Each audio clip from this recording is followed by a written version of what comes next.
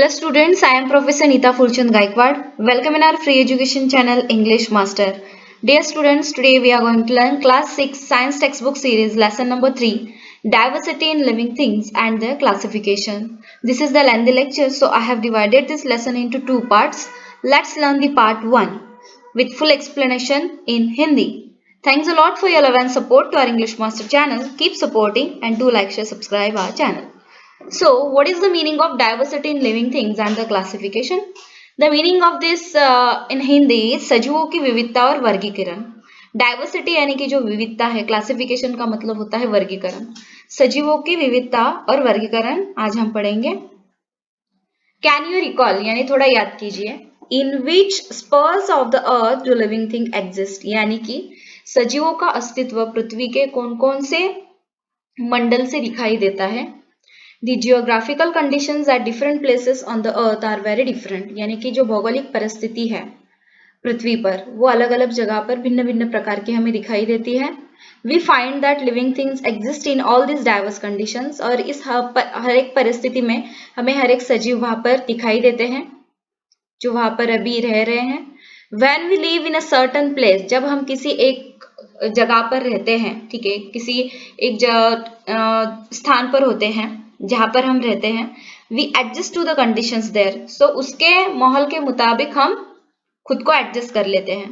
Various types of living things have survived because of their ability to adjust themselves to the conditions in their surroundings. जो सजीवों में परिस्थिति के साथ समन्वय स्थापित करने की जो क्षमता होती है, एबिलिटी में क्षमता, तो इसकी वजह से विविध प्रकार के सजीव अब तक अस्तित्व में दिखाई देते हैं. कैन यू टेल, क्या आप बता सकते हो, are the plants and animals that you have seen all alike, कि आपने अब तक जितने भी वनस्पति या प्राणी देखे हैं क्या वे सभी एक जैसे दिखते हैं क्या? सो आंसर ऑफ कोर्स नहीं होगा. What is the reason behind it? Let's learn.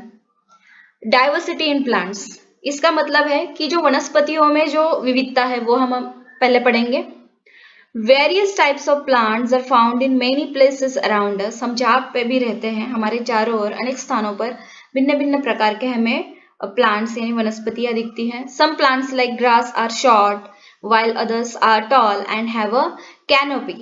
Okay, so कुछ जो होते हैं वनस्पतियां घास की तरह छोटी, घास की तरह बौनी होती है, कुछ ऊंची और कुछ घेरदार होती हैं. Some plants grow under water while some others float on water. कुछ वनस्पतियां पानी के नीचे तो कुछ पानी पर तैरती हुई हमें दिखाई देती हैं. We find that some plants grow even in desert. We find that there is a lot of variety in the same type of plant.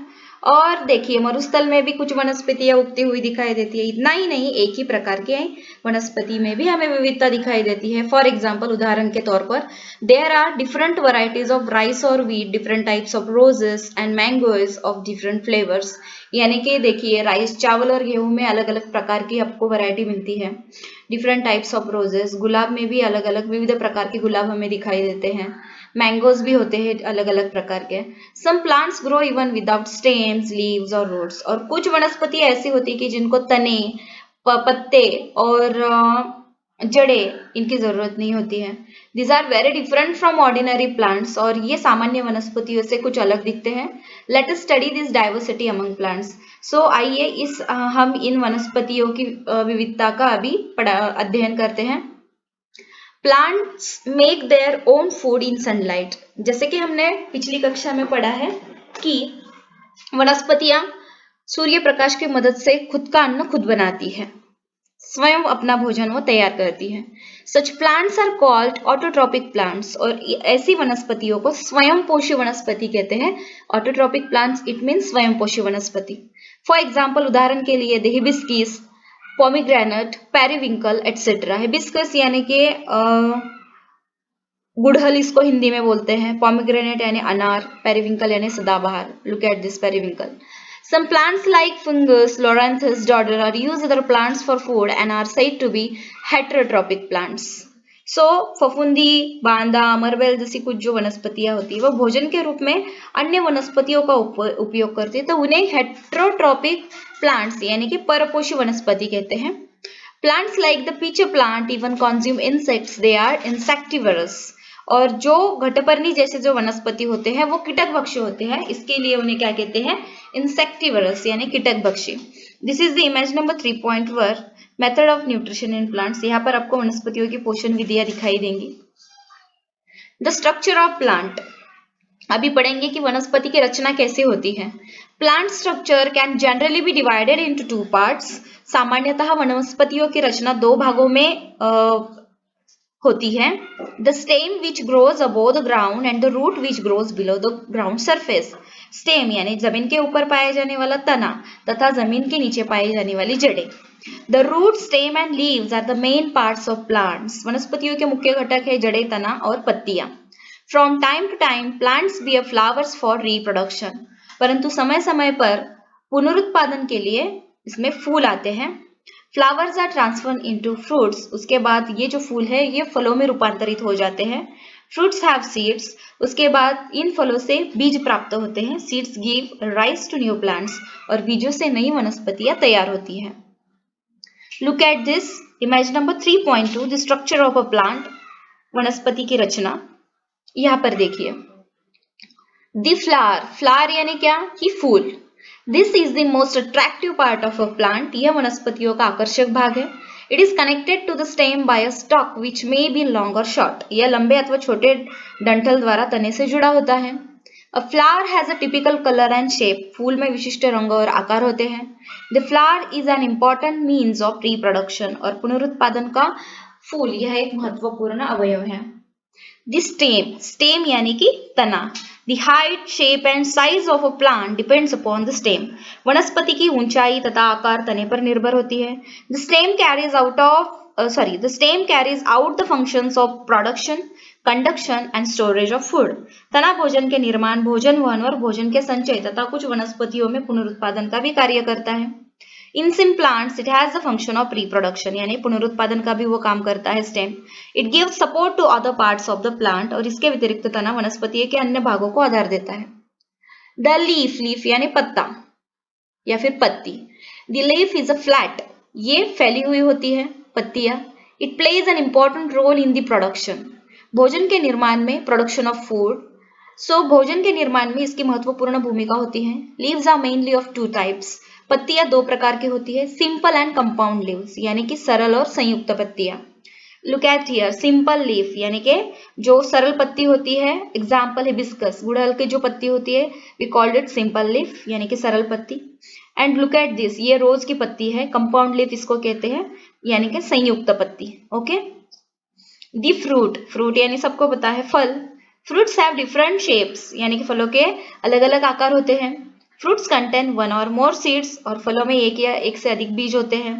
The pods of beans and peas are actually fruits.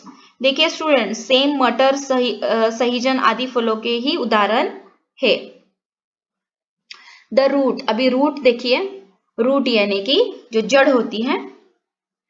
Roots hold the soil firmly and anchor the plant. मिट्टी को दृढ़ता से पकड़े रखना और वनस्पति को आधार देना, यह जड़ों का काम है। The main function of the root are to absorb and transport water and nutrients from the soil. जमीन के पानी तथा पोषण तत्वों को शोषित करना एवं उनका वहन करना, यह मुख्य कार्य जड़ों का होता है। The roots of the carrot and radish also store food. गाजर और मूली में जड़ें भोजन संग्रह करने का कार्य करती हैं। There are 2 types of roots. देखिए जड़ों में 2 प्रकार हैं, tap root and fibrous root. Tap root देखिए, example hibiscus and banyan tree जो रहता है यानी कि बरगद या फिर गुड़गल का जो पेड़ है उसके जो जड़ें होते हैं we called it tap root यानी कि मूसला जड़ें इसको बोलते हैं। एंड फाइब्रस रूट्स यानी तंतुमय जड़ें। देखिए ये होती है ऑनियन, ग्रास, प्याज और घास की जो जड़ें होती है इनको हम फाइब्रस रूट कहेंगे। Need for classification of plants, वनस्पतियों के वर्गीकरण की आवश्यकता। Up to now, information about lakhs of plants has been collected. विभिन्न वनस्पतियों की संख्या पर विचार हमने अब तक किया है और आज तक लाखों वनस्पतियों के विषय में जानकारी भी हमने प्राप्त की है। While studying the diversity in plants, वनस्पतियों की इस विविधता का जब हम स्टडी करते हैं, अध्ययन करते हैं, they are classified for the sake of convenience on the basis of the similarities and differences in their structure, their organs and their other characteristics.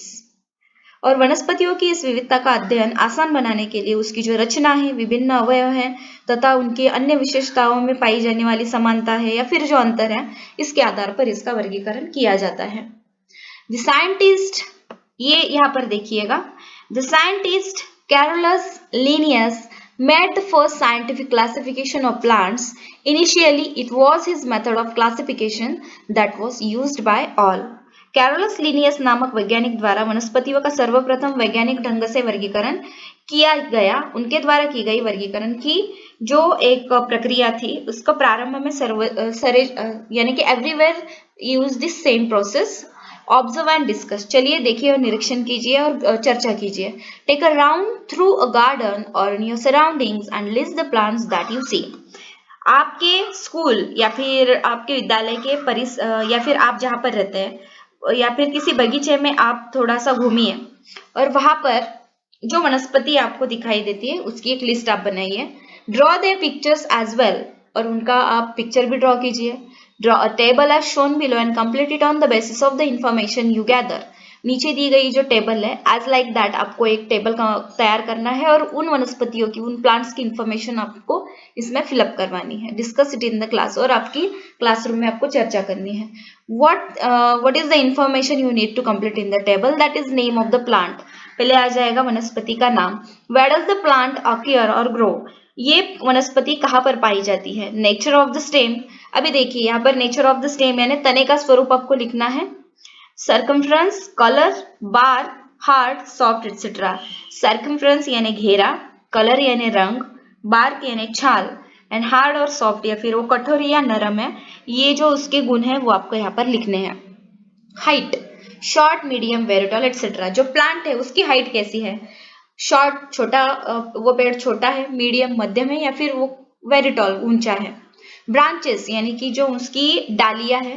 Nature, number etcetera यानी कि उसका स्वरूप और उसकी संख्या, कितनी ब्रांचेस है उस पेड़ में। लीव्स यानी पत्तियां कैसी है। कलर, उन पत्तियों का कलर कौन सा है। शेप, उसका शेप कैसा है। एज यानी कि उसका कोर कैसा है, इत्यादि आपको इन्फॉर्मेशन लिखनी है। फ्लावर्स यानी फलों के बारे में, फूलों के बारे में आपको क्या लिखना है। कलर, उन फूलों का कलर क्या है। फ्रेग्रेंस, ठीक है, तो उनका फ्रेग्रेंस यानी कि गंध कैसा है। शेप, और उसका आकार कैसा है। नेचर ऑफ द फ्रूट, अभी देखिए फलों के बारे में आपको इन्फॉर्मेशन लिखनी है उस स्पेसिफिक प्लांट की जिसकी आप इन्फॉर्मेशन यहाँ पर फिलअप करने वाले हो। दैट इज उसका कलर, रंग, शेप, उसकी जो आकृति है, हार्डनेस और सॉफ्टनेस, वो फल सॉफ्ट है या फिर हार्ड है, इत्यादि।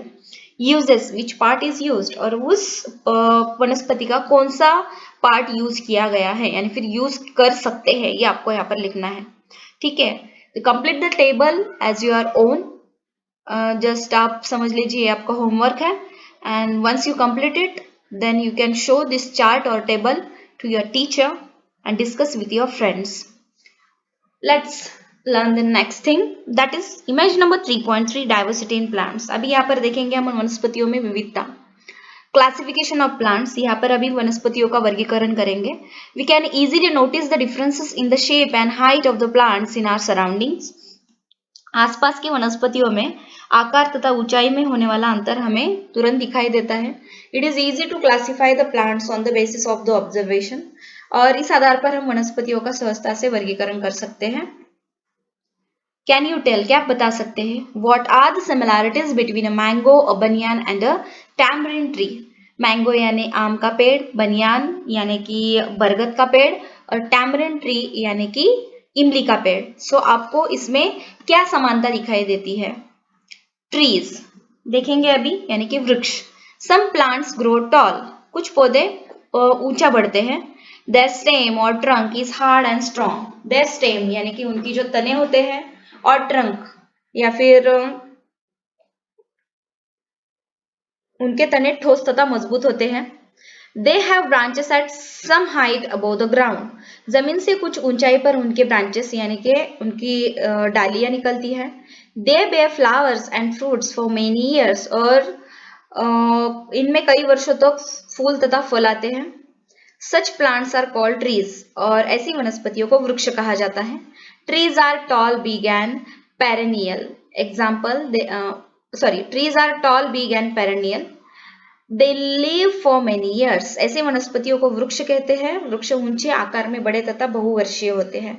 पेरेनियल यानी कि बहुत वर्षों तक वो सरवाइव करते हैं। Number 2, what are the similarities between the hibiscus, oleander and lantana plants. गुड़हल, कनेर तथा झरबेर में क्या समानता है? श्रब्स, श्रब्स यानी कि झाड़ी या फिर उसको हम शुभ बोलते हैं। Some plants grow close to the ground, they give out branches very close to the ground. कुछ वनस्पतियां जमीन के समीप ही बढ़ती हैं और जमीन के समीप ही उनकी डालियां निकलती हैं। They are shorter and smaller than trees, वो वृक्ष से छोटी होती है। But they have a thick and hard stem, लेकिन उनके तने क्या होते हैं? इनके तने पतले और छोटे होते हैं। The oleander, hibiscus, lantana, coranthi and rose are shrubs that may grow up to 2 to 3 meters. कनेर, गुड़हल, झरबेर, कटसरिया तथा गुलाब की झाड़ियां ऊंचाई में 2 से 3 मीटर तक ही बढ़ती है। Number 3, What are the similarities between the fenugreek and periwinkle plants? मेथी तथा सदाबहार में क्या समानता है? Herbs, herbs यानी पौधा। Herbs grow 1 to 1.5 meters tall. पौधे लगभग 1 से 1.5 मीटर तक की ऊंचाई तक बढ़ते हैं।